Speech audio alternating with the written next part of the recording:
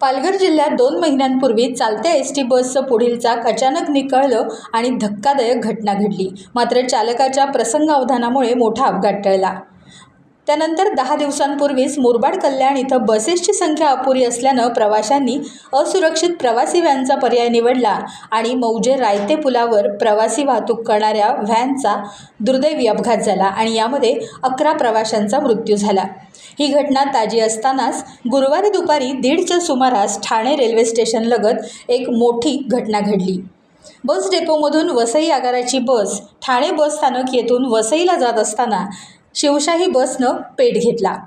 स्टॅटिस ब्रिजवरती TMT बस स्थानक स्टॅटिस Thane station इथं ही शिवशाही आली असता या एसटीनं अचानक पेट घेतला।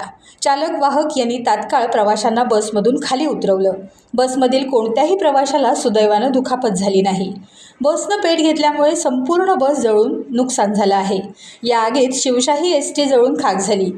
या एसटीमधून प्रवास करणाऱ्या 14 सर्व प्रवासी आणि बसचं चालक तसंच वाहक हे सुरक्षितपणे बसच्या बाहेर आले। शिवशाही बसला लागलेल्या आगीमुळे TMT गाड्यांची वाहतूक ही काही तास ठप्प झाली होती। या घटनेमुळे प्रवाशांची पळापळ सुरू झाली। सदर घटनास्थळी बसला लागलेली आग एका तासातच अग्निशमन दलाचे जवान आणि आपत्ती व्यवस्थापन कक्षाचे कर्मचारी यांनी ही परिस्थिती नियंत्रणात आणली। काय नेमकं आगीचं कारण आहे? ठाण्याला आलो आणि ठाण्याला एंट्री करावं लागते। एंट्री केली आणि गाडी इथून प्रवासी घेऊन निघली। किती प्रवासी होते एकूण? 14 प्रवासी होते, एक स्टाफचा माणूस होता आणि ड्रायव्हर कंडक्टर।